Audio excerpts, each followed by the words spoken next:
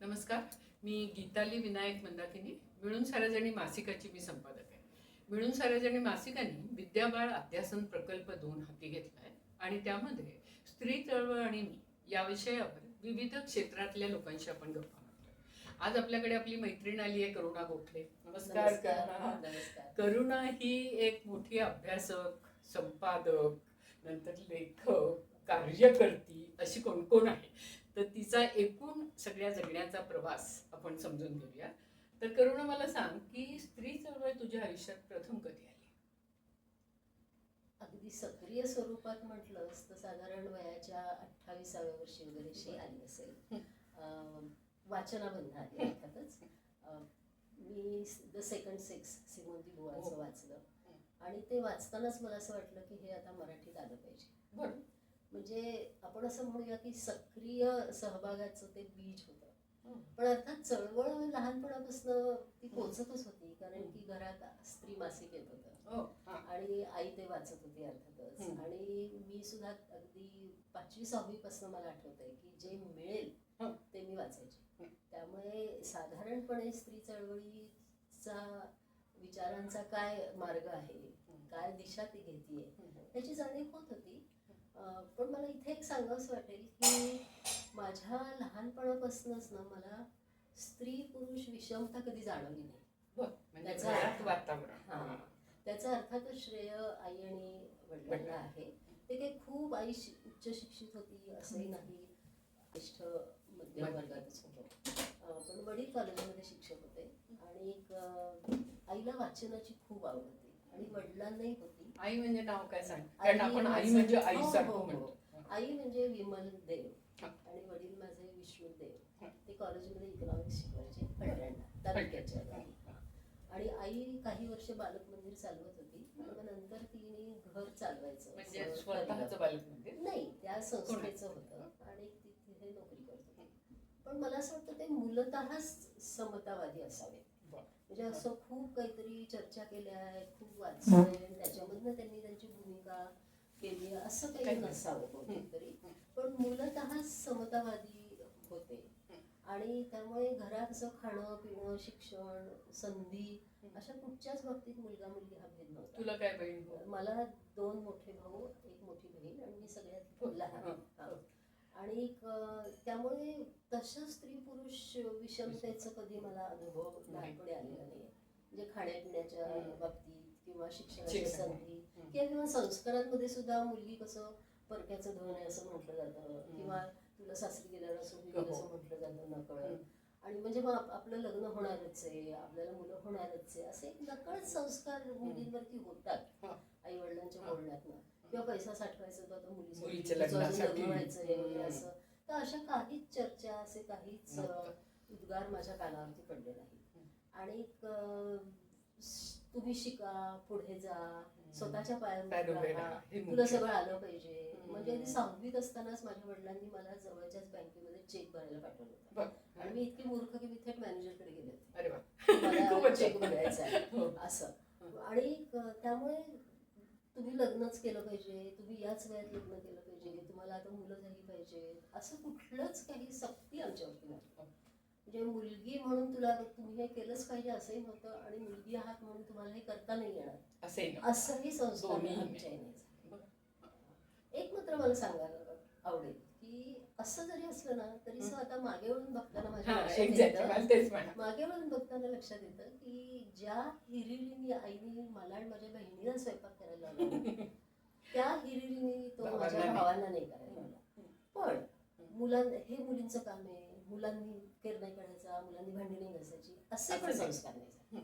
असे पण ते करत होते का? पण ते करत होते. आपलं ताट आपण उचललं पाहिजे, आपलं ताट आपण घासलं पाहिजे, आपले कपडे आपण धुतले पाहिजे, हे संस्कार माझ्यावर असते तसेच माझ्या भावांवर. आणि तुझं शिक्षण किती झालं? मी BSc मायक्रोबायोलॉजी आहे.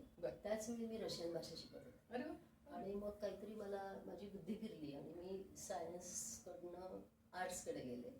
आणि मग त्याच्या पुढे मग मी मास्टर्स इन रशियन लँग्वेज केलं. मग मी PhD इन लिंग्विस्टिक्स केलं, भाषाशास्त्र. ते कॉग्निटिव्ह लिंग्विस्टिक्स म्हणतात, म्हणजे बोधन प्रक्रिया भाषेच्या मागची, त्याच्यावरती मी PhD. ओके. आणि मग तुला रशियन घ्यावं असं का वाटलं? म्हणजे लोक जर्मन घ्यायची, फ्रेंच घ्यायची. तर थोडासा मला वाटतं प्रवाह पतिताचा भाग असावा, बरं. कारण की माझ्या घरात दोघं तिघं माझी मावस भावंड रशियन शिकत होती. त्यानंतर माझ्या वडिलांचे मित्रच रशियन शिकवत होते. ते मला असं वाटतं तो व्यावहारिक सोयीचा भाग असावा असं वाटतं. सोपं पटकन सोपं पटकन. आणि भाषांची मला आवड आहे पहिल्यापासून. आणि मग लग्न कसं झालं? लग्न झालं म्हणजे खरं ते अचानकच ठरल्यासारखं झालं. माझी अतिशय जवळची मैत्रीण आहे, तिचा मित्र आणि माझा नवरा हा एक मित्र आहे. आणि माझा तो होणारा नवरा त्या मित्राला भेटायला आला होता, तिथे मी होते. आणि असं करून ते ठरलं.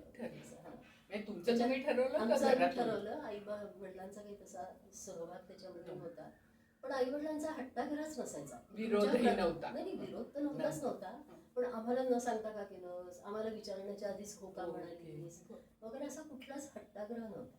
मला असं वाटतं हा त्यांचा चांगुलपणा पण असेल, किंवा आमची साधारण वर्तणूक बघता या मुलींना स्वातंत्र्य दिलं तरी ते फायदा घेणार नाही, ते कुठेतरी जाऊन खड्ड्यात पडणार नाही, हा विश्वास असेल त्यांच्या मनामध्ये.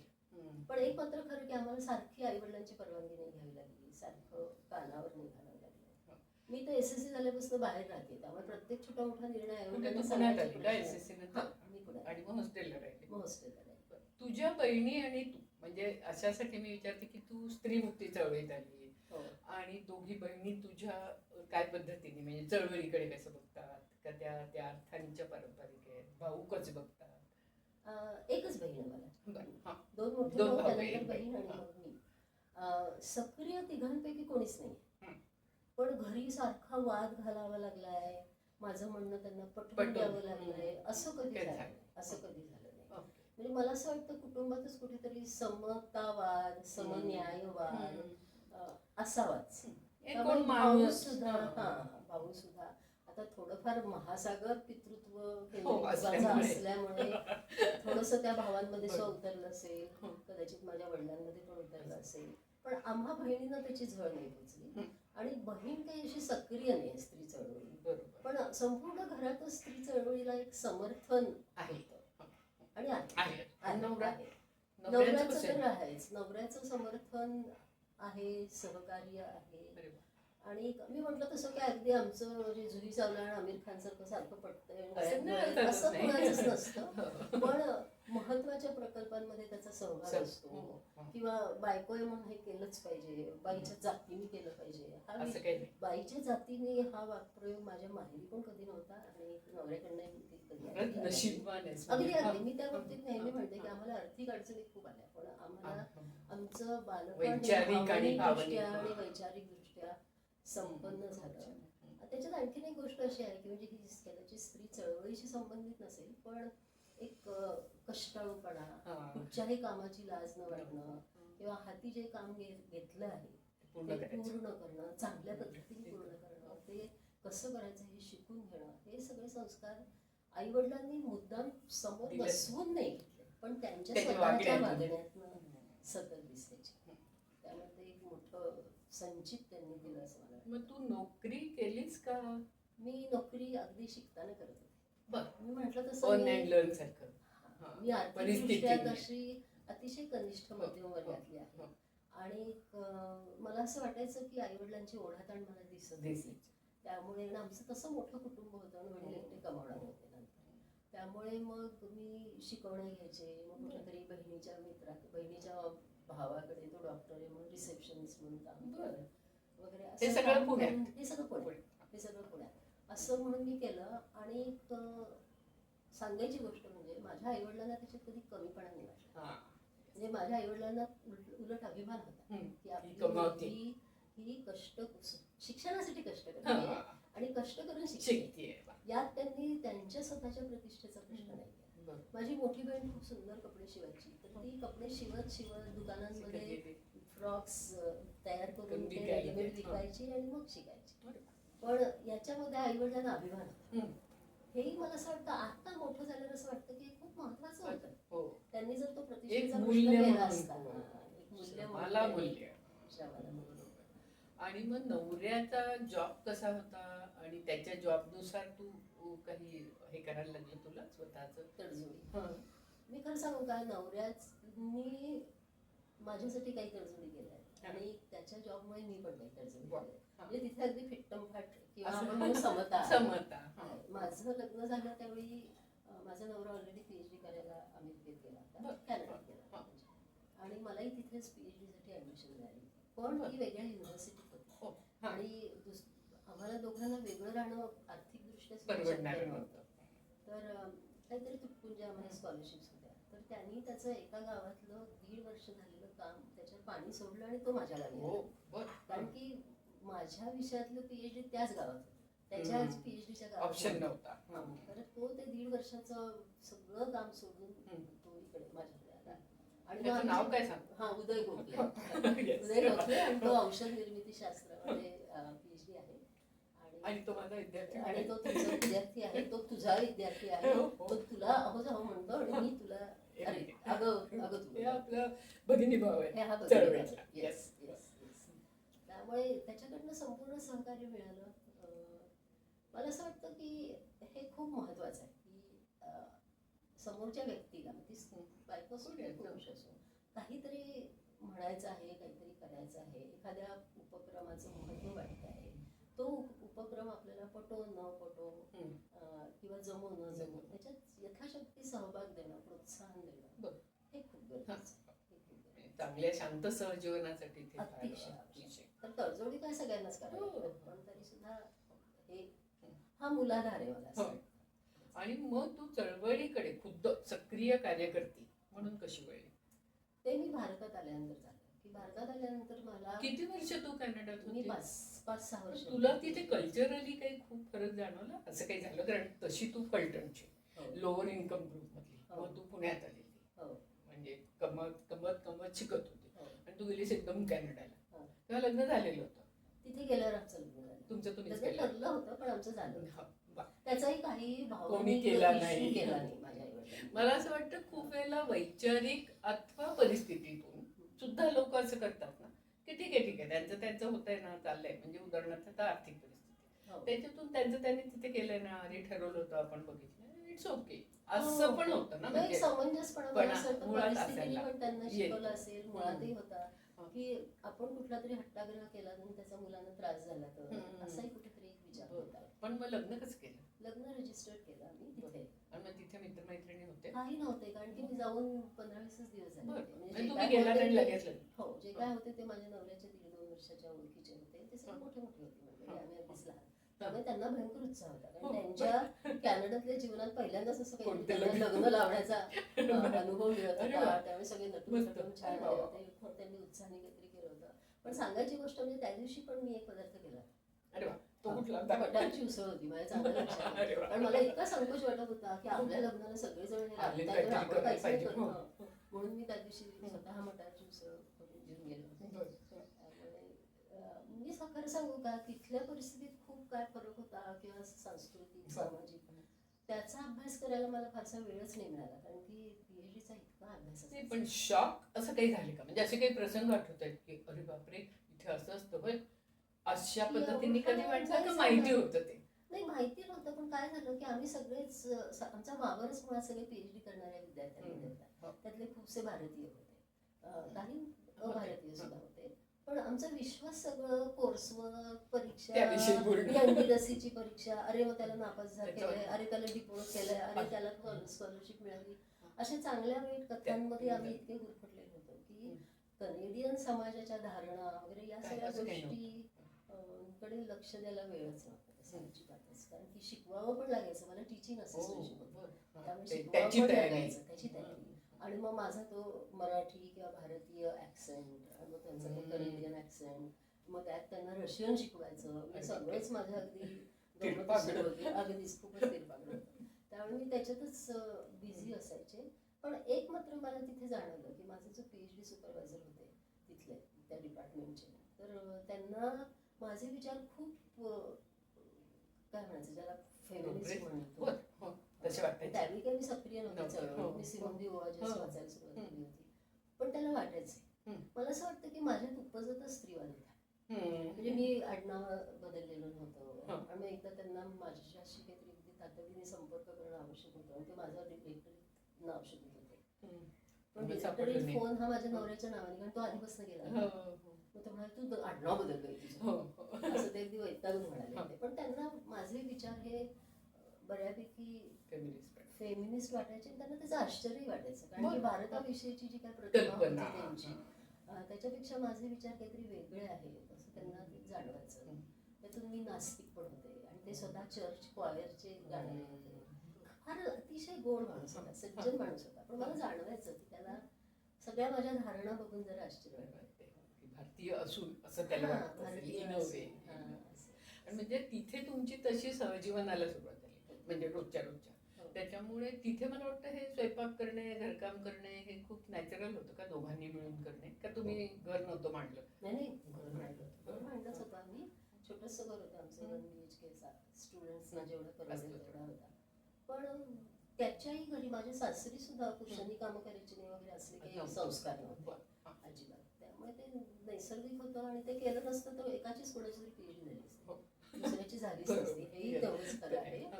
आणि ते एक स्वाभाविकच वाटलं आम्हाला. तिथे तसा काही क्लॅशचा मुद्दा कधी घरकामावर नाही आला. कधी कधी यायचा, कधी यायचा.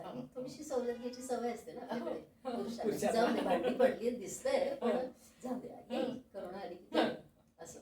पण मग फार म्हणजे अगदी भांडणं झाली पण असं एवढं नाही. कारण मला आठवतंय की पुरुष वाच मध्ये उदयला लिहायला सांगितलं होतं स्वयंपाकघरातला मी, आणि काहीतरी तो असं म्हणाला की मी लिंबू टिंबू आहे. तर मी म्हटलं की सगळ्या पुरुषांना हे बरं परवडतं लिंबू टिंबू आहे म्हणणं घरकामाच्या संदर्भात. पण म्हणजे ती गंमत सोड. पण त्यानंतर तू म्हणजे नोकरी फारशी केली नाहीस का, म्हणजे लेक्चररशिप? भारतात परत आल्यावर मी लेक्चरशिप केली. कुठे? मी NDA मध्ये लेक्चरर म्हणून लागले. म्हणजे आपल्या पुण्याच्या? ती एक मोठी कथा आहे, ती फार स्त्रीवादासाठी आवश्यक कथा आहे. बोल. म्हणजे मला असं वाटतं स्त्री पुरुष विषमतेचा पहिला फटका मला लग्न झाल्यानंतर सासरकडून ऍसेच नाही मिळाला. पण त्याची मी किंमत मोजली. कशी ती सांगते. मी माझं लग्न जस्ट ठरलं होतं आणि मला इंडियन नेव्हीमधनं ट्रान्सलेशन ऑफिसरची अपॉइंटमेंट आली. त्याच्या आधी इंटरव्ह्यू झालेले होते आणि त्यावेळी मी हैदराबादला शिकत होते. आणि जस्ट लग्न ठरलं होतं तर माझे वडील म्हणाले की आता माझ्या वडिलांनी माझ्या होणाऱ्या सासऱ्यांना पत्र लिहिलं की आता ही तुमच्या घरची सदस्य होणार आहे तर त्याच्याविषयीचा निर्णय तुम्ही घ्यावा.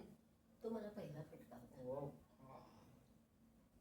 आणि माझ्या भावांना तो अजिबात आवडला नव्हता. माझ्या भावांना माझ्या वडिलांनी सासऱ्यांना असं पत्र लिहावं हे अजिबात आवडलं नव्हतं.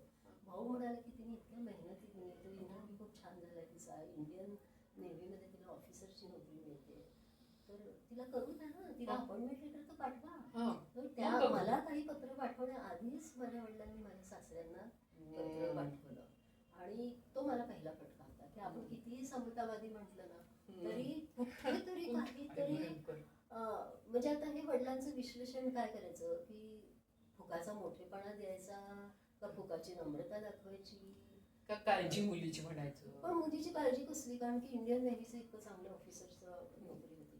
पण झालं असं की मग माझ्या सासऱ्यांचं म्हणणं पडलं की ती परदेशी जाणार आहे, मग व्हिसाचा प्रॉब्लेम येईल वगैरे असं, आणि मग ती घेऊ नये. त्यामुळे त्याची हो म्हणण्याची ऍक्सेप्ट करण्याची डेट उलटून गेल्यानंतरच मला ते कळलं. आणि त्याविषयी माझे भाऊ अजूनही, म्हणजे माझे वडील हयात होते तोपर्यंत तो विषय काढायचे. मग मी तो कधी काढला नाही असं वाटलं होऊन गेला. पण मला खूप आश्चर्य वाटलं होतं ह्याचं की आतापर्यंत मला कधी स्त्री पुरुष विषमतेचा तसा फटका बसलेला नव्हता, पण इथे मात्र तो खूपच मोठा बसला. इथे उदयचं काय मत होतं? ऑलरेडी परदेशी होता. मला हैदराबाद पर्यंतच पोहोचलं नाही, त्याला कॅनडा पर्यंत पोहोचणं शक्यच नव्हतं. आणि माझ्या आईलाही तो पटला नव्हता. आणि आईला किंवा भावांना फारसं विश्वासात न घेता वडिलांनी डायरेक्ट केला. आणि हे खूपच मला एक आतापर्यंतच्या आई वडिलांच्या अनुभवाशी खूप विसंगत वाटलं. हा पहिला फटका झाला. आणि भारतात आल्यानंतर पुन्हा काय माझे आर्म फोर्सेसची योग आहेत मला माहिती नाही. मला NDA मध्ये लेक्चरशिप, पण ती सौभाग्याची ठरली कारण माझी मुलगी जयंती 8 महिन्याची होती. मी जस्ट भारतात परत आले होते आणि मुलगी तिकडे झाली कॅनडामध्ये. आणि मी परत आले आणि त्या मुलीला सांभाळण्यासाठी मला कोणी मिळालं नाही, ती मला नोकरी सोडायला. हा मला म्हणजे तुझी आई सासू आणि कोणीच नव्हतं तेव्हा नव्हतं, कोणीच नव्हतं, कारण की माझी त्यावेळी बहिणी पण जस्ट बाळ झालं हा, असं. बरं. त्यामुळे मातृत्वाचा आणि विवाहाची आणि मातृत्वाची फार मोठी किंमत बाईला मोजावी लागते. हे मी सिमोन दे बोव्वारच्या वेगवेगळ्या. पुस्तकात वाचलं होतं. बरोबर. पण त्याचा असा अनुभव. चमत्कारिक अनुभव मला त्याच्यात आला. पण मग ते सोडत असताना तुझी किती घालमेल झाली का? खूप खूप घालमेल झाली, खूप जीवाला त्रास करून घेतला, खूप भांडाभांडी झाली. म्हणजे मी वडिलांशी नाही भांडले, पण मग मी तो राग अर्थातच आपण आपल्या जोडीदारात काढतो, त्यामुळे तो जोडीदारात घडला. पण एक मात्र आहे की मी ठरवलं होतं की हा राग आपण आपल्या मुलीवर नाही काढायचा. तिचा काही दोष नाही, तिचा हा काही दोष नाही. आपल्याला मातृत्वाचा अनुभव हवा म्हणून आपण होऊ देतोय. मूल घेण्याचा निर्णय घेतलाय. आपल्याला मुलगी हवी, ती झाली आहे, तर आपण तिच्यावर हा राग नाही काढायचा. हे मात्र मी अगदी खूप शहाणपणाचं होतं. म्हणजे कुणाचे आभार मानायचे, हा शहाणपणा मला त्यावेळी आला. पण तेवढं मात्र मी केलं. पण खूप माझी चिडचिड झाली, खूप वाईट वाटलं, खूप दुःख केलं मी त्याचं. आणि मग तेव्हा नवरा कुठे होता? पुण्यातच होता नोकरीला. तेव्हा जस्ट आला. म्हणजे हे सगळं रामायण घडलं त्यावेळी तो अजूनही अमेरिकेतून परत यायचा. माझी पीएचडी जरा आधी झाली म्हणून मी लवकर आले. आणि मला जॉब पण दिसत होता डोळ्यासमोर. आणि त्याचं थोडंसं उशिरा झाली 7-8 महिन्यांनी. पण तेवढ्यात हे सगळं रामायण घडून गेलं होतं. पण म्हणजे सिमोन दी बोव्वार का जास्त पटायला लागली ते मला कळलं. हे मला कधीच वाटलं नव्हतं की मातृत्वाची आणि विवाहाची आपल्याला एवढी किंमत लागेल. आणि त्याचबरोबर एक रसलचं वाक्य आहे. रसल म्हणाला होता की ज्या पूर्ण वेळ गृहिणी असतात त्यांची जर मुलं फार चांगली निघाली ना, तर त्यांच्या सगळ्या श्रमाचं आणि तपश्चर्येचं फळ त्यांना मिळालंय असं वाटतं. त्याही वचनाची मला प्रचिती आहे. माझी मुलगी इतकी छान शिकली, स्वतःच्या पायावरती नोकऱ्या मिळवल्या, अतिशय चांगलं काम करते, सत्प्रवृत्त निघाली, चारुता. म्हणजे एका परीने जी किंमत मी मोजली ना, त्याची किंमत कुठेतरी त्याचं चीज झालंय असं मला वाटतं. पण मग त्याच वेळी हा पण विचार येतो की इतके सगळे त्याग स्त्रिया संसारासाठी करतात, मुलांसाठी करतात. आणि मग असं असताना जर मुलांबरोबर काही दुर्घटना घडली किंवा मुलांचं नाही मग तुमच्या अपेक्षेप्रमाणे, अपेक्षा म्हणण्यापेक्षा नाही ते स्थिरस्थावर आयुष्य झालं, तर खरंच त्या मातेला किती त्रास होतो असंही कुठेतरी बरोबर आहे. आणि मग तू ठाण्याला कधी गेलीस? वाशीला मी कधीच नव्हते ठाण्याला. मी वाशीला मी आधी पुण्याला आले, परत मग वाशीला होते. मग 8-10 वर्ष डोंबिवलीत होते. आणि मग त्या म्हणजे अगदी स्त्री चळवळीमध्ये सक्रिय होणं, याला काही घटना घडली का कोणाच्या तरी ओळखीतून गेलीस का? कसं झालं म्हणजे चळवळीचा सक्रियता कशी? सक्रियता दोन्ही झालं की मला जेव्हा ही नोकरी सोडायला लागली एनडीएची, त्याच वेळी उदय पुण्यात आला आणि त्याला मुंबईला वाशीला फार्मास्युटिकल्समध्ये गुड्स फार्मास्युटिकल्सला नोकरी मिळाली. म्हणून मी माझं वाढदिवस एनडीएला जायच्याऐवजी मी वाशीला गेले. आणि ते भयंकर वैफल्य होतं, राग होता सगळा आहे. आणि माझा नवरा कदाचित बोलता बोलला असेल ऑफिसमध्ये की माझी बायको आली आहे, तिला असं नोकरी सोडावी लागली तिला आणि खूपच वाईट ह्याच्यातनं जाते सध्या. तर त्यांनी नाव सुचवलं मला नीलाली मयेचं. त्यावेळी मुलगी झाली हो म्हणून खूपच स्त्रीमुक्ती संघटनेची सक्रिय कार्यकर्ती होती आणि ती अगदी आमच्या घराजवळ यायची. मग एक दिवशी ती मला आपण भेटायला, म्हणजे खरी हाडाची कार्यकर्ती जशी ती आपण मला भेटायला आली. मग आम्ही बोललो वगैरे. आणि मला कुठेतरी वाटलं की हे सगळं काम मला खूप भिडतंय आणि हे सगळं आवश्यक पण आहे. आणि थोडंसं वैयक्तिक स्वार्थ पण आहे की माझं जे सगळं ते वैफल्य आहे, दाबणेपण आहे, वैफल्य आहे, इतकं 24 तास आपल्याला घरात बसायची सवय नसते आणि बौद्धिक कामाची सवय असते. नंतर मी अगदी शिकवत असल्यापासून लेक्चरर म्हणजे कॅनडात मी टीचिंग असिस्टंट होते, त्यामुळे लेक्चररशिपची सवय होती. तर हे काम आपण करावं. मग माझ्या सुदैवाने मला ते प्रशिक्षणाची जबाबदारी दिली. अतिशय आवडीचं काम. ती मग काय मॉड्यूल्स तयार करायची वेगवेगळ्या विषयांची. मग त्याच्यात बौद्धिक काम पण होतं, तळागाळातल्या स्त्रियांबरोबर भेटणं पण होतं, स्त्री चळवळीचं सगळं वाचन पण होतं. माझं वाचन स्त्री चळवळीचं तोपर्यंत मुख्यत्वे इंग्लिशमधलं. सिमोन दी बोव्वार होती, केट मिलेट होती, बेली फ्रेड होती, हे सगळे तू फेमिनाईन मिस्टिक वगैरे सगळं वाचलेलं होतं. किंवा मग अगदी कळत्या वयातलं स्त्री आईचं जे होतं किंवा त्या अमृतमधनं मला असं वाटतं की शांताबाई किर्लोस्कर, सिमोन दी बोव्वारचं द सेकंड सेक्सचं क्रमशः छोटंसं द्यायच्या असा तो हे होता. पण अगदी मी तळागाळातल्या स्त्रियांबरोबर काम केलेलं नव्हतं. ती एकदम उडी माझी स्त्रीमुखी संघटनेत काम करायला एवढं गेली आणि मी अक्षरशः मुलीला काकोटीला मारून बसताना विखरले. आणि ग्रामीण स्त्रिया म्हणजे एका अर्थाने तुला फलटणला असल्यामुळे थोडंफार एक्सपोजर असेल म्हणजे ऍज कम्पेअर टू आम्ही जसं पुण्यातच राहिलो होतं. पण खरं तर त्यावेळेचं काय होतं की जरी असलं तरी साधारणपणे आपल्याच वर्तुळात आपण वावरतो ना, तसं म्हणजे कनिष्ठ मध्यम वर्गातले सवर्ण असतील. एक मला सांगायचं वाटेल की आमच्या घरात ना जातीचे उल्लेखच नाही केले पाहिजे. ते आपण वगैरे असं कधी जात धर्म असं कधी असं व्हायचंच नाही. त्यामुळे असं खूप जातीय अस्मिता माझी आहे प्रखर किंवा खूप आत्मीयता आहे जातीविषयी स्वतःच्या किंवा दुसऱ्या जातीविषयी काही पूर्वग्रह आहे वगैरे असं कधी झालंच नाही. असं कधी झालं नाही. पण अगदी म्हणजे वाशीला गेल्यानंतर मी थेट कचरा वेचकांकडे जायला तेवढी काय मला फलटणमध्ये हे नव्हती. मला ग्रामीण महाराष्ट्र कसा वागतो हे माहिती. ग्रामीण महाराष्ट्र कोणत्या भाज्या खातो, त्या भाज्यात काय घालतो. माझं 11वी पर्यंतचं माझं शिक्षण झाल्यामुळे पण अगदी तळागाळातल्या स्त्रियांबरोबर नव्हतं. पण तू फलटणला होतीस तर ते कमलाबाई निमकर शाळा का तेव्हा नव्हती? मग कमलाबाई निमकर शाळा सुरू करणारी माझ्या 2 वर्ष पुढे होती शाळा.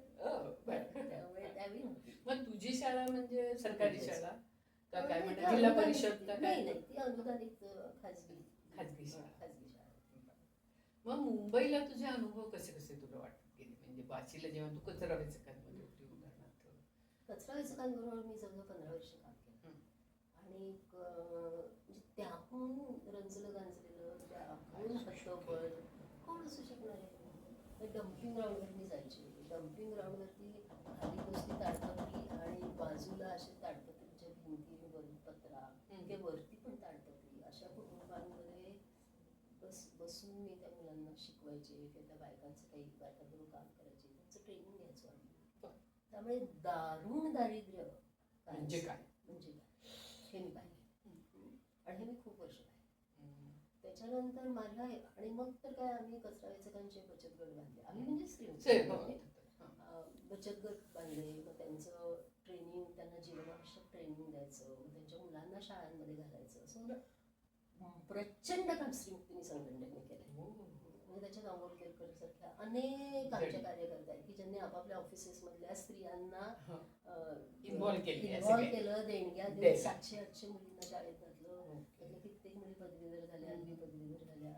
त्यांच्यासाठी केटरिंग कॉन्ट्रॅक्ट खूपच मोठं काम आहे. तर त्या सगळ्यामध्ये मी यथाशक्ती जवळजवळ 6 दिवसाचे 6-7 तास मी ते काम केलं आणि थोडंफार शिकवत होते म्हणजे डिपार्टमेंटला. पण ते मुख्य काम होतं माझं. त्याच्यातून मला एक गोष्ट अशी जाणवली की आपल्याकडे दारिद्र्य हा जसा प्रश्न आहे ना, तेवढ्याच बरोबरीने अज्ञान हा पण प्रश्न आहे. याचं कारण असं की त्या काळी म्हणजे आता ह्या कामाला असं 20 वर्ष होऊन गेली, त्यावेळी आमची कचरा वेचक बाई दिवसाला 300-350 रुपये कमवत होती. पण अज्ञानापोटी ती उपाशी तरी असायची, कुपोषित तरी असायची, तिची मुलं तरी मरायची, तिला नवरा तरी दारू प्यायचा. पण हे अज्ञानापोटी होतं. म्हणजे कितीतरी कचरा वेचक महिला या घरातल्या मोठ्या मुली असल्यामुळे त्यांना 10-11 वर्षापासून डम्पिंग ग्राउंडवरच पाठवलं आणि मग त्या 14व्या-15व्या वर्षी आया व्हायच्या. पण 8-9 महिन्याच्या मुलाला तांदळाची कणी किंवा मूगडाळीची कणी घालून खिचडी खायला घालायची असते हे माहित नसायचं त्यांना.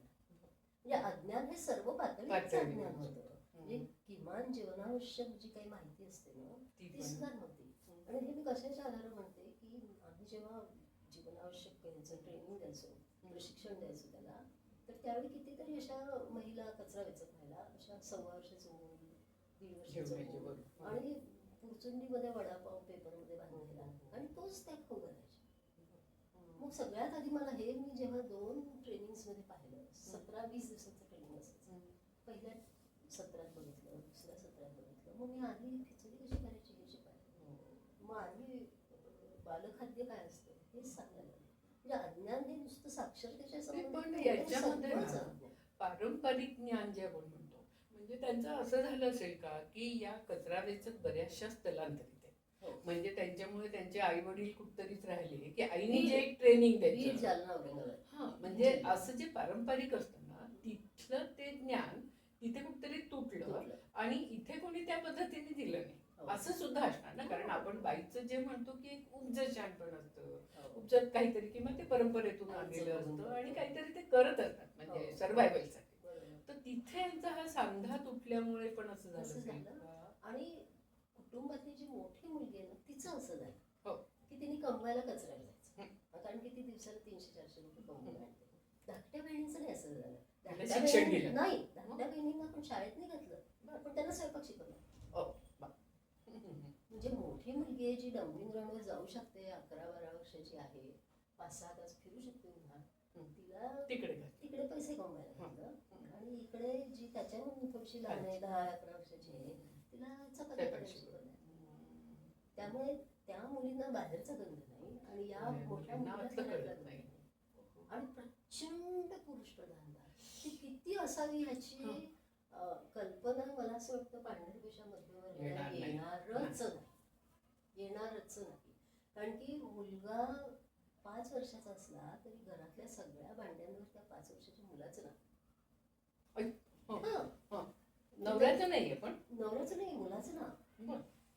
आणि म्हणजे 11 वर्षाची मुलगी कमवून आणते, 10 वर्षाची मुलगी भाजी टाकून खाऊन घालती आहे, आई दिवसभर काम करते आहे, पण तरी सुद्धा भांड्याचं नाव, ते भांडं विचारून आणायचं नवऱ्याला.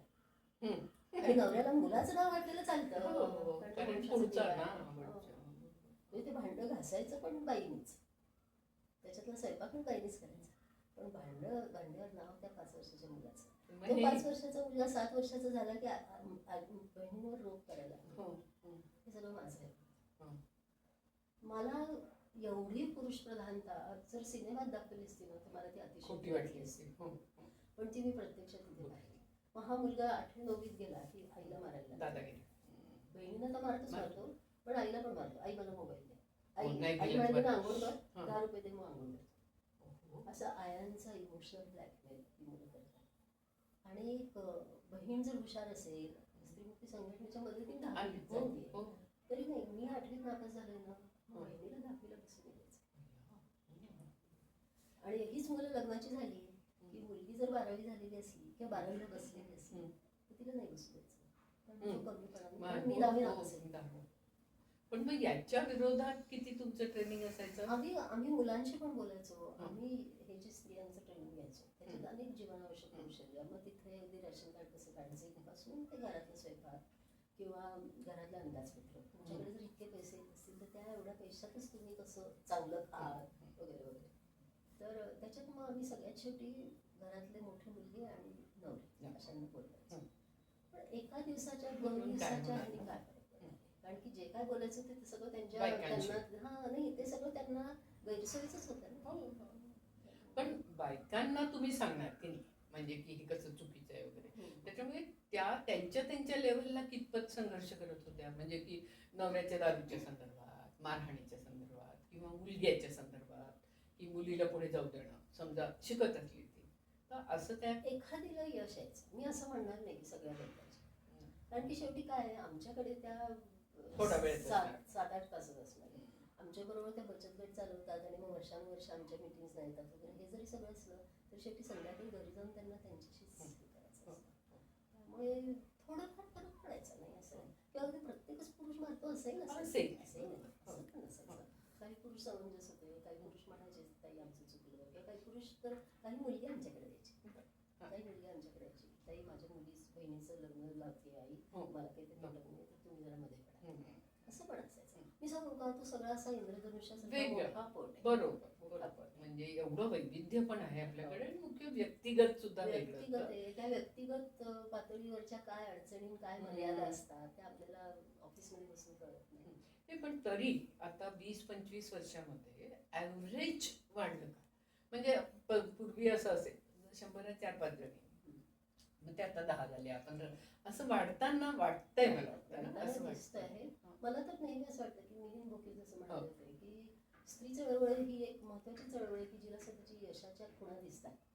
मला असं नेहमी असं वाटतं की स्त्रियांवर अजून बलात्कार होत आहेत का, तर होत आहे. स्त्रियांचं सेक्शुअल हॅरॅसमेंट होते एक ऑफिसला होती, स्त्रियांना मारहाण होते, छेडछाड होती, पण तरी सुद्धा खुणा दिसत आहेत स्त्रीच्या यशाच्या. मुली शिकायला लागल्या, जास्त मुली शिकायला लागल्या, ज्या शिकणाऱ्या मुली आहेत त्या जास्त पुढे जातात, म्हणजे जास्त पदव्या घेत आहेत, किंवा निर्णय शिक्षण घेत घेत आहेत, आहेत. निर्णय घेत आहेत, मुलींचा लग्नविषयक विचार आहे तो जास्त कुटुंबाच्या हो, आता हो. त्यांचा विचार घेत आहेत, अर्थार्जन करून देत आहेत, फिरायला लागले आहेत.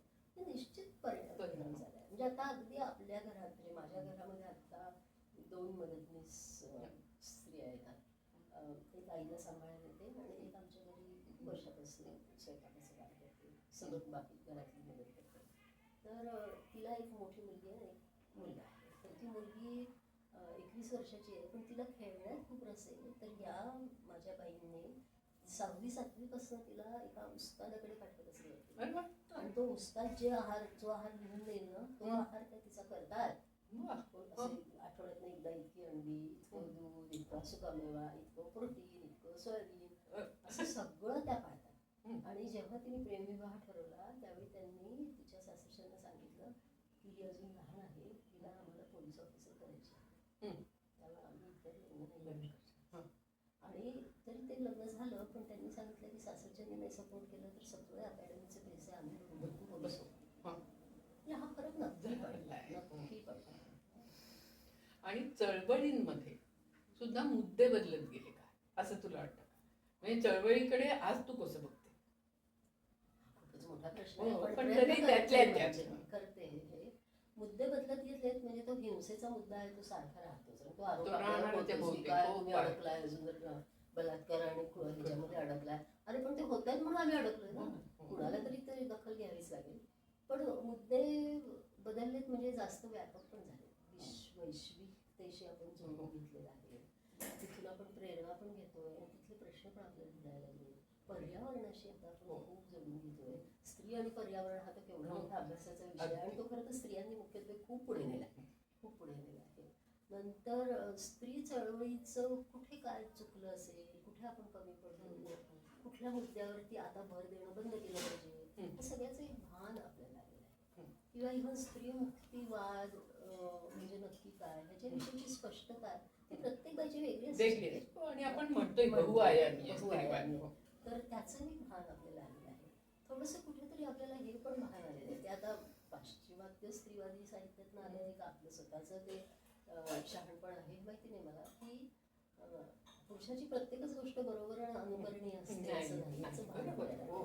आणि स्त्रीची प्रत्येक गोष्ट कुचेष्टेची, चुकीची, हलकी असते असंही नाही. ह्याचं तर आता खूपच भान आलेलं आहे, खूपच भान आलेलं आहे. म्हणजे मला आठवत आहे की 60 किंवा 70च्या दशकात ज्या तारुण्यात पदार्पण करणाऱ्या कार्यकर्त्या होत्या त्या स्वयंपाकाला थोडंसं नको बसायचं, भरतकाम विणकाम नको असं काहीतरी. पण आता कुठली स्त्रीवादी असं म्हणत नाही. ते कितीतरी मला माहितीतल्या स्त्री चळवळीतल्या कार्यकर्त्या की ज्या भरतकाम खूप छान करतात, स्वेटर छान विणतात आणि कपडे शिवतात. म्हणजे ज्याला पण एक तथाकथित स्त्रीची कौशल्य म्हणून त्याच्याकडे कुठेतरी डोळे झाक झाली म्हणा, किंवा खरं तर त्यावेळी स्त्री चळवळीत इतकं काम करायला पडलं होतं ना की बिचारीला भरतकाम करायला वेळ पण नव्हता, असंही आहे. आणि असं पण होतं ना की काहीतरी एक मॉडेल असतं ना, आपल्याला स्वातंत्र्य पाहिजे. म्हणजे काय स्वातंत्र्य पाहिजे? पुरुष इतकं स्वातंत्र्य पाहिजे असं कुठेतरी सुरुवातीच्या काळात. आणि मग ते लक्षात आलं की अरे स्वातंत्र्य नाहीये, स्वातंत्र्य नाही. आणि म्हणजे जसं पुन्हा जर्मन ग्रियर म्हणाली होती की पुरुष जे करतो ते काही अनुकरणीय असतं असं नाही. आणि तिचं एक वाक्य फार सुंदर आहे, ते मला फार आवडतं. ती म्हणते की कुठच्या तरी माहीत नसलेल्या चिमुकल्या राष्ट्रावरती पुरुषाच्या ऐवजी स्त्री वैमानिकांनी बॉम्ब टाकणे याच्यात स्त्री काही नाही. एक्झॅक्टली, त्याच्यात स्त्री मुक्ती नाही. तर हे भान मला असं वाटतं आता आलं, जास्तीत जास्त येत आता जास्तीत जास्त येत चाललंय. आणि मला सुद्धा असं आजकाल असं वाटतं की ते कशासाठी त्या लष्करामध्ये एवढा अगदी आटापिटा करून मुली जातात त्यांच्यात. म्हणजे हे मला मान्य आहे की आता जागतिक राजकारणच इतकं गुंतागुंतीचं झालं आहे की संरक्षण सज्ज असणं गरजेचं असतं. पण तरी सुद्धा आता संरक्षणावरचं जे बजेट आहे ते सगळे प्रश्न पडतात. विशेषतः राष्ट्रीय पातळीवरती बजेटिंग जेव्हा होतं त्यावेळेला खूप प्रश्न पडतात. इकडे आपण आरोग्यावरचं, शिक्षणावरचं, पाणी पुरवठा, पायाभूत सुविधा, पर्यावरण या सगळ्याच निधी कमी करतोय आणि इकडे मात्र संरक्षण सज्ज होतोय. ते म्हणजे सगळ्याच ते पुरुष केंद्रीय राजकारण थोडंसं असल्यामुळे आणि करोनाच्या काळात तर ते जाणवलंच की जिथे जिथे स्त्री प्रमुख होत्या, त्यांनी वेगळ्या पद्धतीने तिने handle केलं अडचणी सगळं. त्यांनी हे केल्या, हाताळल्या आणि त्याच्यावर जास्त यशस्वीपणे मात केली. आणि त्या अनुषंगाने सांगायचं तर स्त्रीवाद ही आता केवढी मोठी ज्ञानशाखा झालेली आहे, त्याची कुणाला जाणीव नाही ही मात्र मला खरंच आहे. की अर्थशास्त्र असो, पर्यावरणशास्त्र असो, औषध निर्माण शास्त्र असो, कितीतरी विज्ञान शाखा आहेत की ज्याच्यात स्त्रियांनी फार मोठं योगदान दिलेलं आहे. पण ते स्त्रीवादाच्या कवेतच आहे हे कुणाच्या लक्षात येत नाही. अजूनही स्त्रीवादाकडे ओपनली कोणी बघत नाहीये किंवा कितीही महत्वाची गोष्ट आहे असंही अजून आजपर्यंत लोकांना नाही वाटते. म्हणजे आता व्यावहारिक आपण जसं गोष्टी म्हणतो ना की आता स्त्री अभ्यास आला मग तिथे घाला स्त्री, म्हणजे पुष्पा ते जसं म्हणायच्या की स्त्री प्रश्न म्हणजे काय तुम्हाला वाटतं किंवा स्त्रीवाद म्हणजे काय वाटतं, कुठल्याही प्रश्नाला त्याच्यात घाला स्त्री पुरुष समता ढवळा म्हणजे झालं का, तर असं हे कसं नाहीये. तर आता याच्यात आत्ताच वंदन बिल, स्त्री शक्ती वगैरे, तर अशा सगळ्या विषयी तुला काय वाटतं राजकारणातली स्त्री किंवा स्त्रीवादी राजकारण? स्त्रीवादी राजकारण असायलाच पाहिजे, ते आपण करतो. स्त्री चळवळ ही एक प्रकारे स्त्रीवादी राजकारण करतच असते, कारण की स्त्रियांसाठीचे कायदे, स्त्रियांसाठीच्या सवलती हे सगळं. पण हे वंदन वगैरे या सगळ्या गोष्टी असतात ना, ते इतक्या बरोबरच्या आणि इतक्या काय कॉस्मेटिक ज्याला आपण म्हणतो, रंगबरोबरचे दिखाऊ असतं, त्याच्यातनं खरंच गरजू स्त्रियांना किती मदत होते हे मला माहिती नाही. फक्त एक आहे की स्त्रीच्या गरजा आणि अडचणी या त्या निमित्ताने खरं तर नाही आलेल्या, स्त्रीवादी साहित्याने खरं तर स्त्रीच्या गरजा, मतं, इच्छा आणि अडचणी या चारही गोष्टी खूप हिरिरीने मांडल्या. वृत्तपत्रांच्या पुरवण्यांमधून असतील, पुस्तकांमध्ये असतील, आणि त्याची फारशी जाणीव समाजाला नाहीये. म्हणजे ज्यांचं वाचन चांगलं आहे ना ते सुद्धा त्या अँगलनी बघत नाही, म्हणजे पर्स्पेक्टिव्ह तो नाहीये. तर याच्यामध्ये तू वाशीला होती स्त्रीमुक्ती संघटनेशिवाय निलालीमुळे, तर हे जे राजसत्ता आंदोलन म्हणजे पंचायत राजमध्ये जे मिळालं आरक्षण, त्याच्यातून स्त्रिया कितपत झाल्या सक्षम असं तुला वाटतं? काही प्रमाणात निश्चित आहे, आणि त्याचं श्रेय म्हणजे पंचायत राज आणखी हे सरकारचंच काम होतं, पण ती चांगल्या पद्धतीने राबवली जावी ह्याच्यासाठी महिला राजसत्ता आंदोलन सारख्या काही स्वयंसेवी संस्थांनी खूप परिश्रम घेतले. आणि त्यांची जर आपण त्या कारवाणीच्या कथा वगैरे त्याची नियतकालिका वाचली तर त्याच्यातल्या अनेक यशोकथा आपल्याला वाचायला मिळतात. काही प्रमाणात ते निश्चित बदललेलं आहे. आणि मला असं वाटतं की जसं नीलम गोरे माझ्याशी बोलतात म्हणाले की लोकसभेत आणि विधानसभेत स्त्रियांचा टक्का वाढत नाहीये, तो असा हळूहळूच वाढणार आहे. पंचायत राजमधनं तयार झालेल्या बायका जेव्हा विधानसभेत पोहोचतील आणि लोकसभेत पोहोचतील ते पोचणं त्यांचं हे मूलगामी बदल करणार असेल, तोपर्यंत नाही. पण उलट त्यामुळेच हे बिल सारखं रखडतंय का असं सुद्धा मला एक वाटतं, कारण आता खूप दिवस झाले आणि त्यामुळे आता घाबरलेले आहेत लोक की म्हणजे या तयार झाल्यात ना, म्हणजे कसं आहे की तयार झालेल्या बायकांविषयी कमी बोलायचं राजकारणातल्या, आणि उरलेल्या राजकारणी कशा पती पंचपती काय म्हणायचं अशा पद्धतीने तयार झाले की डावरलं जाणार.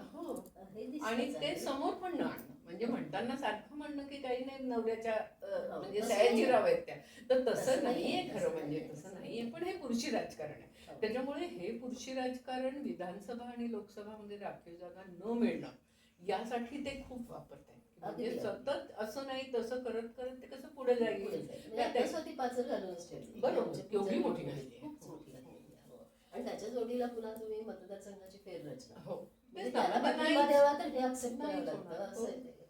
आणि ते हुशारीतून आहे आणि दाखवायला सुद्धा आम्हाला किती म्हणजे, आणि पुन्हा नारी शक्ती वंदन वगैरे म्हणून तो जो एक टिपिकल आहे की तो अजूनही मासला अपील होणार आहे बरं का, म्हणजे त्यांना हक्कापेक्षा वंदनच जास्ती बरं वाटतं. तर तो जो बदल व्हायला पाहिजे मानसिकतेत तो काही होत नाही. आता मला एक असं वाटलं की तुझ्या पुस्तकांकडे येऊया का आपण, कारण तू एवढी पुस्तकं आणि नाही ते ठीक आहे, पण तरी मला मुळात असं वाटतं की तुझी अभ्यासू वृत्ती असणं, तुझा शिस्तशीरपणा असणं, हा सगळा जेव्हा एक तर पहिला प्रश्न आधी मला पुस्तकांच्या आधी विचारला असं वाटतो की हा स्त्री चळवळीत तुला उपयोगाचा पडला का तिथे तू अडचणीची झालीस लोकांना? मला खूपच तो उपयोगी पडला. याचं कारण असं की माझ्याकडे मी म्हटलं तसं माझ्याकडे प्रशिक्षणाची जबाबदारी होती. त्यामुळे अनेक विषय होते त्याच्यात, स्त्रीशी संबंधित, लहान मुलांशी संबंधित, आहार, आरोग्य सगळ्याशी संबंधित. त्याचा मला खूप अभ्यास करायला मिळाला, मला त्याच्यातून खूप आनंद मिळाला. आणि शिकवण्याचाच व्यवसाय होता माझा, लेखनाची आवड होती. त्यामुळे ते शिकवण्यासाठी हे मॉडेल कसं वापरायचं आहे, कसं लिहायचं आहे, त्याचं एक मला आतून जाणीव होती की मी उत्तम लिहून उपयोगाचं नाहीये. हे मॉड्यूल शिकवायचं कसं, या सगळ्या सूचना त्याच्यात अंतर्भूत करणं, ती शिस्त मला खूप उपयोगी पडली. म्हणजे जसं आपण म्हणतो रंगावृत्ती असते, नाट्य संहिता असते आणि दिग्दर्शक त्याच्यात नंतर ती रंगावृत्ती तयार करतो. तशी मला असं वाटतं मी पाठावृत्ती प्रत्येक मॉड्यूलची केली. त्यामुळे ही शिस्त खूप उपयोगी पडली. आणि मी सुदैवी अशा अर्थाने आहे की स्त्रीमुक्ती संघटनेत अगदी सुरुवातीला आणि खूप माझं कौतुक पण झालं. म्हणजे अडथळा नाही वाटला. म्हणजे कुणाला तरी आता खूप अमेरिकेतनं खूप उच्च शिक्षित आलेली, उत्तम बोलते, बरी बोलते, स्वतःचं कौतुक म्हणून नाही, बरोबर. पण शिक्षकी पेशातनं आल्यामुळे कसं बोलावं, कसं मांडावं हे सगळं माहित होतं. पण कुणाला असं हे नाही वाटलं की अरे आता आपल्या डोळी असं. ज्योती असेल, शारदा, ज्योती भोसेकर, शारदा साठे, अमोल केरकर, लीला देशपांडे, अशा या सगळ्या मैत्रिणींनी ना मला खूप प्रोत्साहन दिलं. आणि मला असं वाटतं की माझ्यात काय गुण आहेत आणि ते काय उपयोगी पडणार चळवळीला ना, हे त्यांनी बरोबर केलं.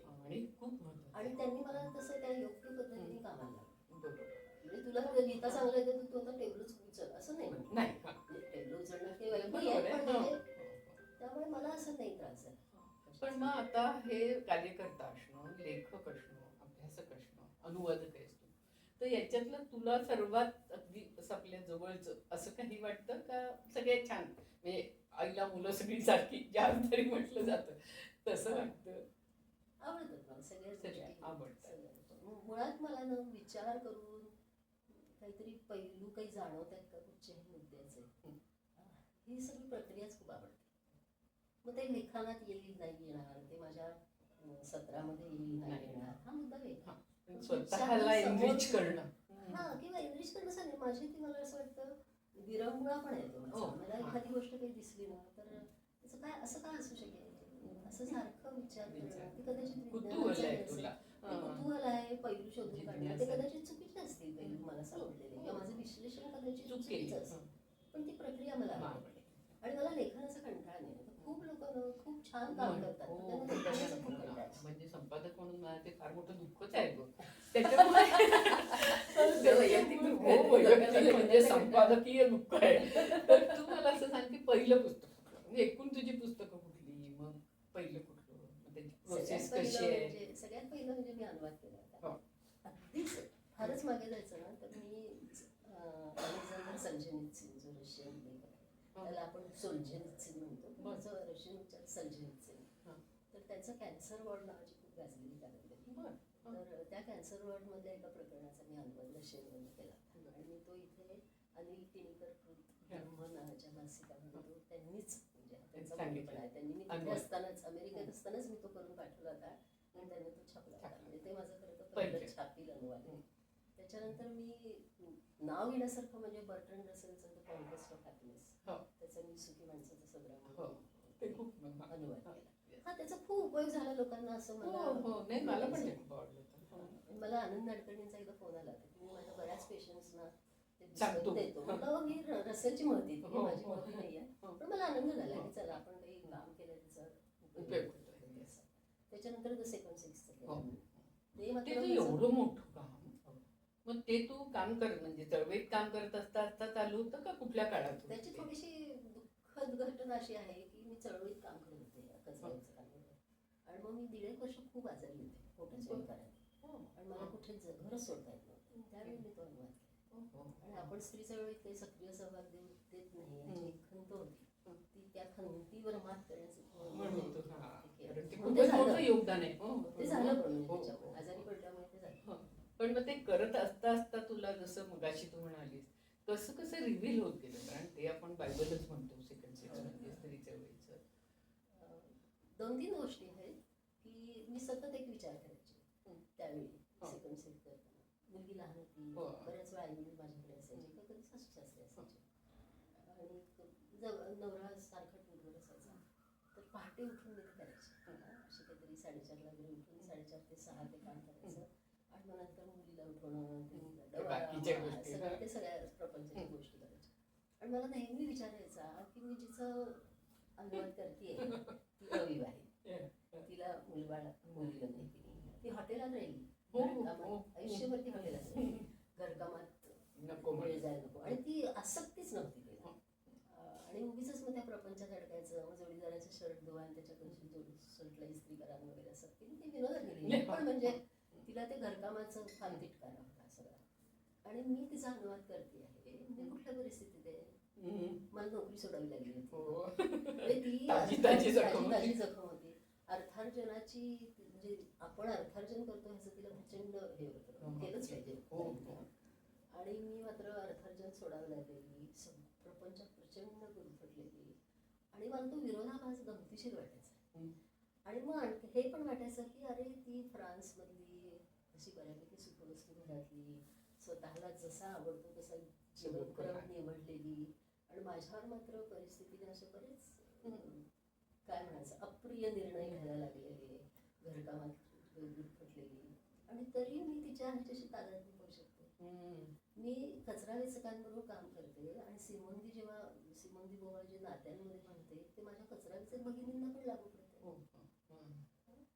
म्हणजे ती म्हणायची की ताई नवऱ्याला घाबरावं लागतं ना, माझ्या संघटनेच्या ऑफिसमधले सगळे म्हणायचे नवऱ्याला घाबरावं लागतं ना, माझी मावशी पण म्हणायची नवऱ्याला घाबरावं लागतं ना, माझी आई नाही म्हणाली, पण हे माझ्या आईचं सुदैव आहे की नवऱ्याला घाबरायला नाही लागलं. त्यामुळे मी म्हणायची की सिमोन दी, जसं कर्णपिशाची ही संकल्पना आहे ना आपल्याकडे, तसं सिमोन दी बोवाल जगभरच्या स्त्रियांना लागू पडेल असं सारं तत्व कसं सापडलं. तिची कल्पना शक्ती, तिची निरीक्षण शक्ती, तिची विश्लेषण शक्ती काय अफाट असेल. आणि मला म्हणजे कौतुक वाटायचं तिचं त्या बाबतीत सेकंड सेक्स अनुवाद करत असताना. आणखीन एक मला प्रकाशाने जाणवलेली गोष्ट म्हणजे मराठीतले एक अतिशय मोठे लेखक होते, त्यांच्याशी माझा एकदा फोनवरती बोलणं झालं. ते म्हणाले काय त्या परदेशातल्या सिमोन दी बोवासारख्या बायका त्या काहीतरी तिकडे लिहितात आणि आपल्या स्त्रीवादी इथे काहीतरी त्याचं अनुकरण करत दिसतात.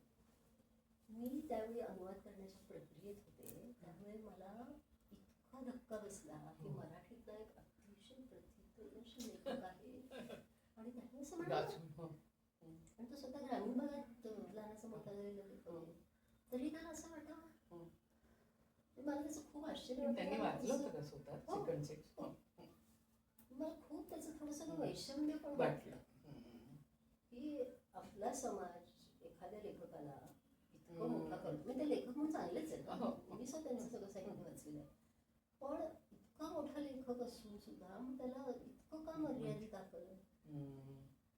आणि स्वतःच्या लेखनात त्यांनी स्त्रियांविषयीची दुःख बऱ्यापैकी चांगल्या पद्धतीने मांडली, तरी सुद्धा काय असे मी खूप संमिश्र भावनेमधनं त्यावेळी जात होते. पण मला एक मात्र जाणवलं की तपशिलात फरक असतील, पण गाभ्यामध्ये स्त्रियांचे प्रश्न असतात ना, ते आपली स्त्री असो नाही तर आमच्या कोणत्याची असो नाहीतर काश्मीर, आविष्कार वेगळे, पुरुष प्रधान त्यांचे आविष्कार. आणि मग तू स्वतःची म्हणून पुस्तकं किती लिहिली आहेत का अनुवाद जास्त केले? अनुवाद मला असं वाटतं मी जास्त केले, संपादन त्याहून जास्त केले, पण स्वतःची 5-6 तरी असतील आपली. ती कुठली कुठली?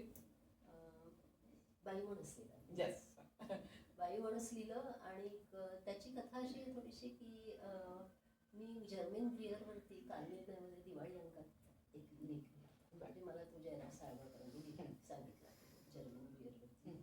मी म्हटलं जर्मन ब्रियरची मी भक्त नाही, तिच्या अनेक मतं मला पटत नाही, त्यामुळे नाही ठीक आहे हरकत नाही, पण तुम्ही लिहा. मग मी त्याच्यावर एक प्रदीर्घ लेख लिहिला होता, आणि तो वाचून मला दिलीप सरांचा फोन आला की तू जर्मन ब्रियरवर पुस्तक लिहा, दिलीप राजवंशचे. तर मी म्हटलं एकदम थेट जर्मन ब्रियरवर लिहायचं तर ते पुन्हा लेखकांचं होणार, पाश्चात्यातली अत्यंत गाजलेली, आणि मग ते कुणाला वापरूसं वाटणार, ते वाटू शकेल, पण म्हणजे जर्मन ब्रियर कोण बाई इथपासून सुरुवात केली. तर म्हटलं मग मी सगळं स्त्रीवादावरच लिहू का, स्त्री मुक्ती म्हणजे काय अशी मी संकल्पना समजावून सांगितली त्या पुस्तकात. तर म्हणून चालेल, पूर्ण स्वातंत्र्य दिलं, बाई माणूस त्याच्यात हे सगळं आलं की स्त्री मुक्ती म्हणजे काय, त्याला किती आयाम असतात, किती पैलू आहे, आणि तुम्हाला काही सारखं मोर्चेच काढायला लागतात, स्त्री युक्तिवाद म्हणजे काय आहे, तो बेसिकली समतावाद आहे आणि समन्यायवाद आहे, आणि त्यामुळे तो मानवतावाद आहे. त्यामुळे खरं तर ना त्याची वेगळी रावटी का बांधायला लावली तुम्ही? छान म्हणजे आम्हाला बसून आवडेल ना, समन्याय ठेवला सगळ्यांनीच तर काय गरज नाही श्रीमती चळवळीची, पण ते होत नाही म्हणून तर करायला. म्हणून आग्रहाने स्त्रीवाद म्हणायला लागतो.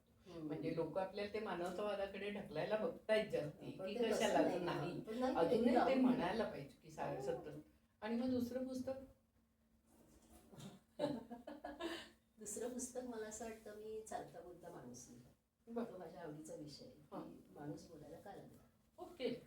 4 पायावर चालणारा प्राणी होता, तो 2 पायावर काय उतरला आणि त्याला बोलावं लागलं. माणूस 2 पायावर चालायला लागला म्हणून त्याला बोलावं लागलं. त्याच्यासाठी त्याचं शरीर खूप बदललंय. माझं ते खूप लाडकं पुस्तक आहे, खूपच लाडकं पुस्तक आहे की त्याच्यात सगळं उत्क्रांतीच्या अंगाने मी घेतलेलं आहे. आणि शेवटी माझा पीएचडीचा विषयच बोधन होता ना, बोधन प्रक्रिया की माणूस आकलन कसं करतो आपल्या भोवतालच्या ह्याचं आणि मग तो व्यक्त कसा करतो. त्याच्यातनं ते पुस्तक मी लिहिलं, चालता बोलता माणूस. नंतर मला असं वाटतं तारुण्य भान राणी पंडितवर लिहिलेलं आहे. काहीतरी आहे पण आता एवढं आठवत नाही. पण मग संपादक म्हणजे तू आठवण की मला सांगतो, पण तो पोस्टर लिहिते मी आता, पोस्टर पुस्तक लिहिलंय. आणि हा विषय घ्यावा असं तुला काय वाटलं? हा विषय घ्यावा असं वाटल्याचं कारण म्हणजे एकदा आमची एक तरुण संपादिका आहे, ती स्टॅम्प्स टाकायला लागली खूप सुंदर आमच्या राजहंसच्या ग्रुपवर, राजहंस प्रकाशनच्या ग्रुपवर. आणि ते स्टॅम्प्स इतके सुंदर असायचे आणि वैविध्य इतकं असायचं. म्हणजे वडापावापासून ते पैठणीपर्यंत सगळे स्टॅम्प्स. वडापावाचा काय लोकप्रिय व्यंजन आणि मग भोग आहेत म्हणजे प्रसाद आपण काय काय घेतो. शिऱ्याची भूत पण आहे आणि तिरुपतीचा लाडू पण आहे. तर हे सगळं पाहिल्यावर अरे बापरे, ही दुनियाच किती आहे. आणि मग काय झालं, माझी लेक त्यावेळी दिल्लीला मिनिस्टर होती, मिनिस्टर ऑफ हेल्थमध्ये. आणि तिच्या ऑफिसपासून 5 पावलावरती डाक भवन, द ग्रेट डाक भवन, आणि त्याच्या शेजारी फिलाटेलिक म्युझियम, स्टॅम्प्सचं. मग तिथे जायला लागले आणि मग एक दुनियाच उघडली माझ्यासाठी. आणि अरे आपल्याकडे काहीच नाही त्यामध्ये पोस्टवरती साहित्य, आपण घ्यायला पाहिजे. मग लक्षात आलं की रवींद्रनाथांनी किती लिहिलं आहे. हो का? रवींद्रनाथांचं डाकघर म्हणून एक अतिशय गाजलेलं आहे. नंतर द विकेड पोस्टमन नावाची त्यांची एक अतिशय गाजलेली कविता आहे. स्त्री पत्र म्हणून त्यांची एक अतिशय गाजलेली कथा आहे. रवींद्रनाथांनी खूप न्याय दिला आहे डाक व्यवस्थेला. आपल्याकडे मराठीत त्या मनाने ते पोस्टातील मुलगी पोस्टाचा गौरव नाही अजिबातच नाही. आणि मग ते पत्र तुझे ते येता अवचित काहीतरी रोमॅन्टिक गाणं नाही, कृष्ण कल्याणी गायला पत्र तुझे गाली गाली. तेवढं सोडलं तर आपल्याकडे काहीच नाही पोस्टाची विषय. म्हटलं आपण आपल्या पोस्टात, आणि मला फार मजा आली असेल 150-200 पानं. खूप सचित्र आहे, खूप फोटोग्राफ्स आहेत, खूप मला बघा मजा आली. राजहंसच करणार आहे. आता राजहंस प्रकाशनकडे येऊया की म्हणजे संपादक म्हणून तुझं काम करत असतं. स्वतः लेखक असणं आणि संपादक असणं याच्यामध्ये तुला काय एक जास्ती काय आवडतं आणि काय अडचणी येतात संपादन करताना? आवडतं खरं तर दोन्ही मला, संपादन करायला आवडतं. स्वतःचं लिहिणं म्हणजे फारच जास्त असते ती. संपादन म्हणजे त्यांनी बिचाऱ्यांनी कष्ट घेतलेले असतात आपल्याला ते नीट करायचं असतं. अवघड नाही वाटत. अवघड म्हणजे समोरचा माणूस ते किती अवघड करून ठेवतो तुमच्यासाठी ह्याच्यावर ते अवलंबून आहे. पण बहुसंख्य माझ्या लेखकांना मी केलेलं संपादन आहे त्याच्याविषयी तशा माझ्या तक्रारी नसतात. ते पटलं कदाचित नाहीसं पटणार, पण ते वाद घातलाय, विदुष्ट घेतलाय, आपलंच घातलाय असं सहसा नाही आतापर्यंत कधी झालेलं नाही. आणि मला संपादनाच्या कामाची आवड याच्यासाठी जरा जास्त चांगलं वाटतं ते काम, की कुणीतरी खूप कष्ट करून तुमच्याकडे एवढं मोठं ज्ञान वाटतंय ना. तसं पाहिलं तर ते ऐकच मिळतं ना, ऐकच मिळतं. नाही तुम्ही पर्यावरण शक्यच नाही. आणि तो काही माझा अभ्यासाचा विषय नाही, म्हणजे मी कधीच ते ज्ञान मिळवणार नाही. पण कुणीतरी कष्ट करून ते ज्ञान माझ्यापर्यंत पोहोचवत आहे. कुणीतरी कष्ट करून कुठच्या तरी नद्या, कुठचे तरी पर्वत, कुठच्या तरी वस्त्र संस्कृती असं सगळं अभ्यास करून देत आहे. त्यामुळे एक ऐकत ज्ञान मिळतं आपल्याला, हा एक फायदा असतो. त्याच्यानंतरचा फायदा म्हणजे इतक्या वेगवेगळ्या क्षेत्रात वैविध्य. काम करणारी बरोबर. माणसं भेटतात. हो. माणसं भेटतात. प्रत्येक माणसाचा प्रकार वेगळा, प्रत्येक लेखकाची लेखन शैली वेगळी, शैली प्रक्रिया वेगळी, मतं वेगळी, हो. भिडणं वेगळं हो. त्या सगळ्या विषयाला. विषयाला भिडणं वेगळं. त्यामुळे ती एक मजा संपादनामध्ये खूप असते. आणि एक थोडंसं असंही वाटतं की लहानपणापासून मी जे काय आडवं तिडवं वाचलं, म्हणजे केळंही खा, केळ्याचं सालही खा, सगळं वाचायचं, जे काय असेल ते वाचायचं. बाबूराव आर्दळकर वाचले, गुरुनाथ नाईक वाचले, त्या रोमॅन्टिक सगळं वाचायचं. त्यावेळी काही चॉईस नव्हता आणि त्यावेळी काही करमणूक टीव्ही नव्हता, त्यामुळे तसं कुठलं कुठेतरी काहीतरी उपयोग. ते तर आहे, ज्ञान जात नाही कुठे. ज्ञान ते ज्ञान नव्हतंच एका अर्थाने खरं. नाही ते माहिती होतं. मला असं वाटतं ज्याने तू म्हणते की तुला कुतूहल होतं, म्हणजे त्याचं काहीतरी करण्याचं होतं ना, की आपलं नुसतं वाचलं आणि तो इन्फॉर्मेशन अशी राहत नव्हती तुझ्याकडे, असं मला एक वाटतं की काहीतरी तू त्याच्या मनातल्या मनात असेल. मी ते लगेच लिहून काढत असेल असं नाही, पण काहीतरी ती प्रोसेस करण्याची तुझी वृत्ती, की नुसतं आपलं वाचलं ठेवून दिलंय डोक्यात असं नाहीये. तर आता पुढे भविष्याकडे येत असताना तुला काय विशेष प्रोजेक्ट्स काय आहेत किंवा काय वाटतंय? प्रोजेक्ट म्हणजे आता ते पोस्टाचं मी जस्ट संपवलेलं आहे. आता मिळून साऱ्याजणीचाच दुसरा खंड येतोय, त्याच्यामध्ये तू असणारच आहेस. प्रोजेक्टमध्ये मी असणारच आहे. मला ना आता खरं जरा वाचनाचे काही प्रोजेक्ट्स करायचे. म्हणजे वाचन खूप संपादनाच्या कामातला तो एक थोडासा तोटा असतो. आपल्याला इतकं वाचावं लागतं की मनानुसार नाही वाचता येत. नाही, आपल्याला आपल्या आवडीच्या काही गोष्टी असतात त्या वाचायच्या राहून जातात. तर थोडंसं एक 6 महिने तरी मी फक्त स्वतःच्या आवडीचं काहीतरी वाचन करेन असं माहिती आहे. लेखनाच्या बाबतीत माहिती नाही मला, अजून ठरला नाही विषय, पण ठरेल इव्हेंच्युअली. काय माहिती नाही मला. मला असं वाटतं ना की एक चटक लागल्यासारखं होऊ देऊ नये, म्हणजे की म्हणजे कसं एकदा कॅमेरा पुढे आलं की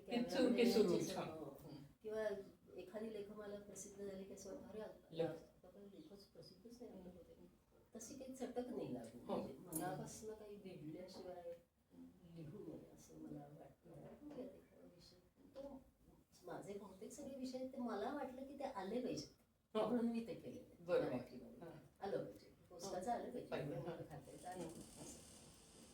तसं काही आता सुचत. आता तू AI काही शिकायला बघतेस स्वतः, किंवा ही बाकीची जी माध्यम आहे त्याच्याशी किती फ्रेंडली असतो? मी फारशी फ्रेंडली नाहीये, कारण त्याच्यात खूप वेळ जातो. आणि त्याच्यामध्ये काय होतं, म्हणजे म्हटलं मी कळत्या वयामध्ये केळं पण खाल्लं आणि केळ्याची सालं पण खाल्ली, पण आता तेवढं नाही. या वयात आता तेवढं स्कोप नाही मला केळ्याची सालं पण खाऊन बघायला. त्यामुळे थोडीशी मी जास्त काय म्हणायचं त्याला सिलेक्टिव्ह झालेली आहे वाचनाच्या बाबतीत. आणि मग रील्सच्या बाबतीमध्ये मग ते जे फेसबुक नाही काय आपण वेबसाईट आणि युट्यूब. युट्यूबवर माझे काही आवडीचं असेल तर ते मी आवर्जून पाहते. सदानंद मोरेंचं ते महाराष्ट्र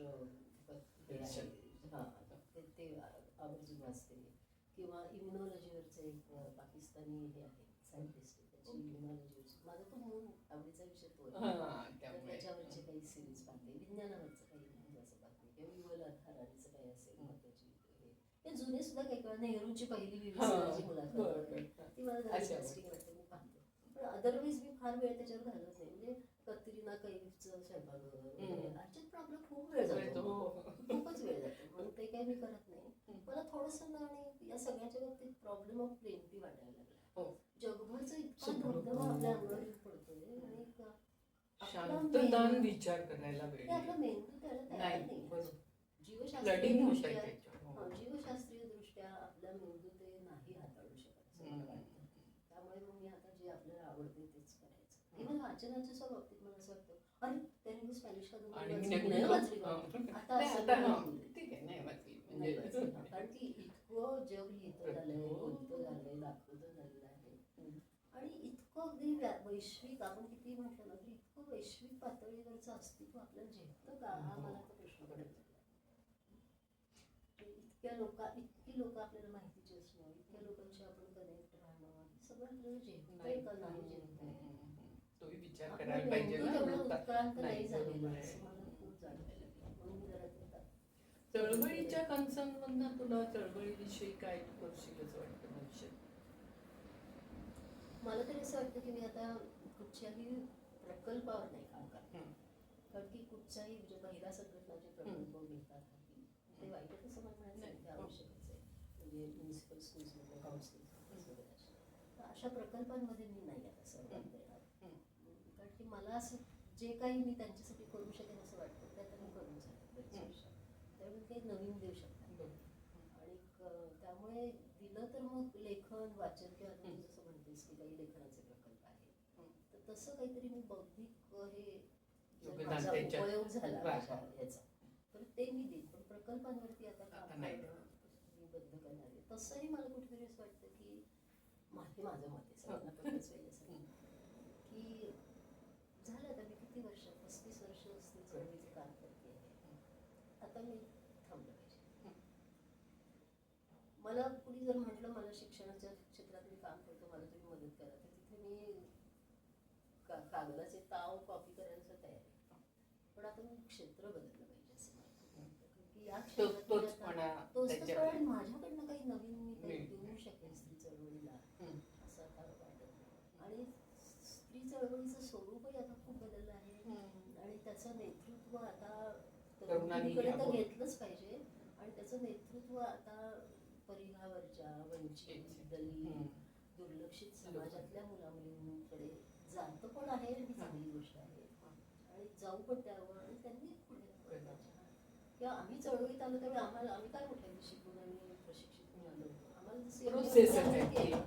तसं आता किती मुलं मुली तयार होती त्यांचे प्रश्न वेगळे आहेत, त्यांच्या मनोधारणा पण खूप बदलल्या. खूप बदलल्या आणि दुर्दैवाने आता चळवळीमध्ये सुद्धा जात धर्म ह्याच्यामध्ये सुद्धा खूप एकमेकांविषयीच्या तक्रारी आलेल्या आहेत. आता त्या तक्रारी सोडवत बसणं वगैरे आता हे नवीन पिढीचं काम. जसं आपण प्रपंचात म्हणतो की आता मुलांची लेकी सुनांची आले जाते सुना आल्या, तुम्ही मोठे झाला, तुम्ही कमवायला लागला, दिलं तुम्ही घ्या, मदत लागली तर आम्ही. आणि ते थोडंसं लांब असणं अलूक असणं ह्याच्यातून जास्ती आपल्याला दिसू पण शकतं ना, म्हणजे कारण आपला कन्सर्न बदलणार नाही, कमी होणार नाही, आपल्याला कन्सर्न आहे.